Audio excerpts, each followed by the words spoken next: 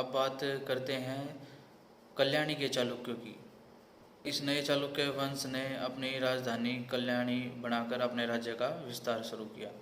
इस वंश का स्वतंत्र स्थापक तेलाप था या तेलप ही से कहा जाता है। इसका शासनकाल 973 से 997 ईस्वी तक रहा। अब बात करते हैं इसके राज्य विस्तार के बारे में। यह उस समय राष्ट्रकूटों की अधीनता में अपना राज्य चला रहा था। तो परमार राजा सियक हर्ष का मान्य खेत पर आक्रमण हुआ। उसने आक्रमण किया और राष्ट्रकूटों की इस राजधानी को तहस नहस कर दिया। वह आंधी की तरह आया और राष्ट्रकूटों की राजधानी को उजाड़ कर चला गया। इसी का फ़ायदा उठाते हुए तेलप ने राष्ट्रकूट राजा कर्क पर आक्रमण कर दिया और वो इसका सामना नहीं कर पाया और राष्ट्रकूट राज्य का अंत हो गया। विजय यात्रा करते हुए तेलप ने दक्षिणी गुजरात फिर कन्नड़ देश को परास्त किया, फिर चोल राज पर चढ़ाई की। पर तेलाप के सबसे महत्वपूर्ण युद्ध परमार राजा वाकपति राज मुंज के साथ हुए। परमार शासक वाकपति मुंज ने 6 बार चालुक्यों पर चढ़ाई की और उनको युद्ध में परास्त किया। 6 बार राजा तेलाप को इसने युद्ध में पराजित किया या तेलप को। पर 7वीं बार राजा तेलप ने गोदावरी नदी के तट पर मुंज और तेलप दो के बीच जबरदस्त युद्ध हुआ और इस बार तेलप दो को विजय प्राप्त हुई और उसने पकड़कर वाकपति मुंज को मार दिया। इससे पहले 6 युद्धों में तेलप उससे हार गया था और उसने 6 बार इसको छोड़ दिया था। इसे मारकर तेलप ने अपनी पुरानी पराजयों का प्रतिशोध लिया। तेलाप की मृत्यु के बाद सत्ताशरय इस वंश का शासक बना। इसका शासनकाल 997 ईस्वी से 1008 ईस्वी तक रहा। इसके समय में चोल राजा राजराज प्रथम का आक्रमण हुआ और उसने सत्ताशरय को बुरी तरह पराजित किया और इसके राज्य पर अधिकार कर लिया। परंतु कुछ समय बाद सत्ताशरय ने दोबारा अपने राज्य को स्वतंत्र करा लिया। इसके बाद राजा विक्रमादित्य हुआ। इसके समय परमारों का आक्रमण फिर से चालुक्यों पर हुआ और वाकपति मुंज की हत्या का बदला लेने के लिए परमार राजा भोज ने विक्रमादित्य को युद्ध में परास्त किया और उसके राज्य पर अधिकार कर लिया। परंतु कुछ ही समय के बाद विक्रमादित्य ने राजा भोज को हराया और अपने राज्य को स्वतंत्र कराया। इसका शासनकाल 1008 से 1016 ईस्वी तक रहा। फिर जयसिंह जगदेव मल शासक हुआ। इसके समय में भी परमारों से इनका निरंतर युद्ध रहा। कभी भोज जयसिंह को पराजित करता तो कभी जयसिंह भोज को। चोल राजा राजेंद्र से भी जयसिंह के अनेक युद्ध हुए। इनमें भी स्थायी विजय किसी एक के हाथ नहीं लगी। जयसिंह का शासनकाल 1016 ईस्वी से 1047 ईस्वी तक का था। फिर इस वंश का सबसे प्रतापी राजा गद्दी पर बैठा सोमेश्वर प्रथम। इसका शासनकाल 1047 से 1068 ईस्वी तक का था। इसने परमार राजा भोज को परास्त कर उसकी राजधानी पर कब्जा कर लिया। परंतु कुछ समय के बाद राजा भोज ने बड़ी सेना लेकर अपनी राजधानी धारानगरी को वापस प्राप्त कर लिया। इसके बाद चालुक्यों ने कांची पर अधिकार कर लिया। पल्लवों की यह पुरानी राजधानी अब चोल शक्ति का महत्वपूर्ण केंद्र थी। अब इसने चोलों को हराकर उत्तरी भारत की दिग्विजय यात्रा की सोची। एक शक्तिशाली सेना के साथ उसने पहले जेजाग भुक्ति के चंदेलों को पराजित किया। इस समय चंदेलों का राजा कीर्तिवर्मा था। फिर गंगा जमुना के उन प्रदेशों पर आक्रमण किया जो कन्नौज राज्य के अंतर्गत थे। इस समय गुज्जर प्रतिहार वंश का एक निर्बल शासक कन्नौज की गद्दी पर बैठा सोमेश्वर ने इसे हराया और इसके राज्य पर अधिकार कर लिया।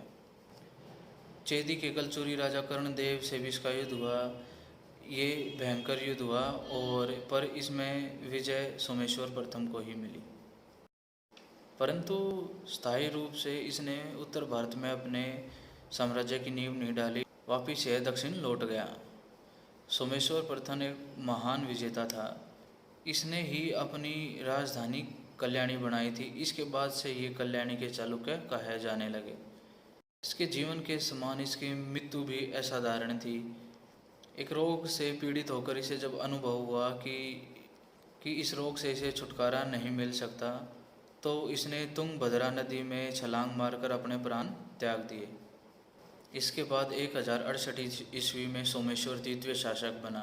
इसके पिता की इच्छा थी कि इसका बेटा विक्रमादित्य शासक बने, क्योंकि वो सोमेश्वर द्वितीय से काफ़ी अच्छा शासक था। उस समय वो दक्षिण के युद्धों में व्यस्त था, पर उसने अपने बड़े भाई को राजगद्दी पर बैठाया, परंतु यह एक निर्बल शासक रहा।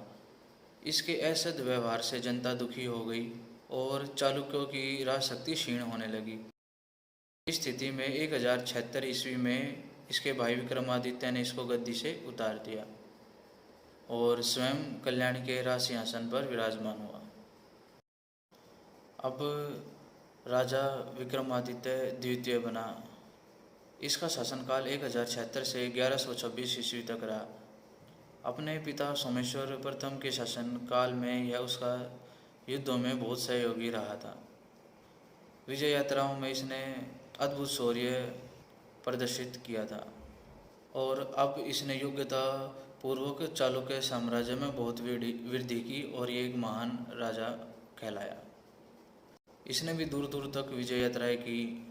कलिंग, बंग, राजस्थान, मालवा, चेर, चोल आदि को हराया।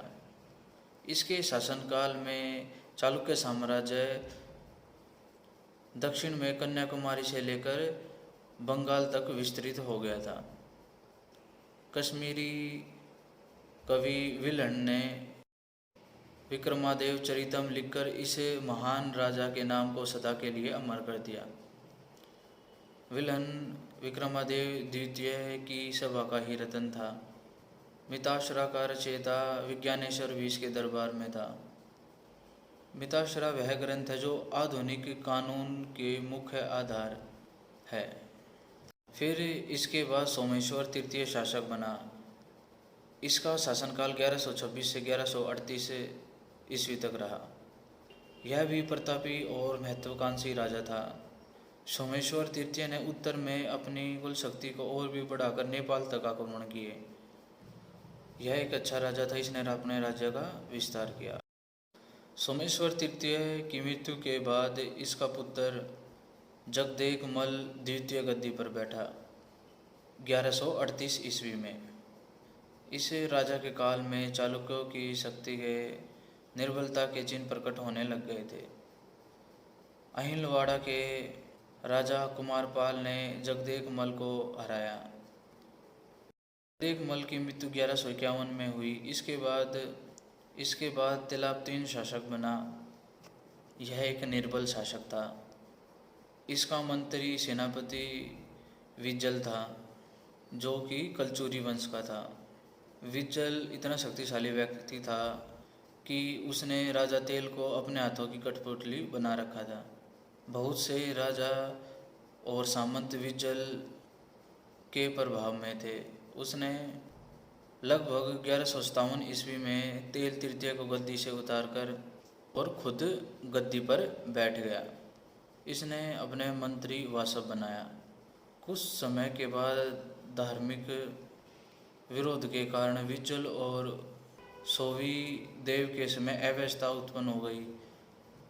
तिलाब के पुत्र सोमेश्वर चतुर्थ ने इसका लाभ उठाया और 1183 ईस्वी में सोवी देव को परास्त कर अपने राज्य का पुनर्गठन किया। परंतु सोमेश्वर चतुर्थ की यह शक्ति ज़्यादा देर तक कायम नहीं रह सकी, क्योंकि विज्जल और सोवीदेव के समय जो अव्यवस्था उत्पन्न हो गई थी, उससे बहुत से सामंत स्वतंत्र राज्य स्थापित कर चुके थे। इन्हीं में से एक था देवगिरी का राजा भिल्लम। 1187 ईस्वी में चालुक्य वंश पर आक्रमण किया और सोमेश्वर चतुर्थ को परास्त कर इस वंश का अंत कर दिया।